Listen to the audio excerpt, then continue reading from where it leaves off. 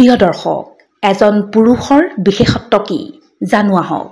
Number 1, পুৰুষ হ'ল সেইজন মানুহ যি নিজেই ভোকত থাকিও ঘৰ চলায়। নিজৰ ইচ্ছাক ত্যাগ কৰি তেওঁ সকলোৰে বাবে সুখ কঢ়িয়াই আনে। নম্বৰ 2, পুৰুষ হৈছে সেইজন মানুহ যাৰ কঠোৰ পৰিশ্ৰমক কৰ্তব্যৰ নাম দিয়া হয়, কিন্তু যদিহে তেওঁৰ চকুত চকু পানী ওলায় তাক দুৰ্বলতা বুলি গণ্য কৰা হয়। পুৰুষে কান্দিবও নোৱাৰে, সকলো দুখ নিজৰ ভিতৰতে হজম কৰিব লগা হয়। নম্বৰ 3, পুৰুষ হৈছে সেইজন মানুহ যাৰ উপাৰ্জনৰ ওপৰত সকলোৱে অধিকাৰ ৰাখে, কিন্তু তেওঁৰ কষ্টৰ ভাগ কোনেও ল'ব নিবিচাৰে।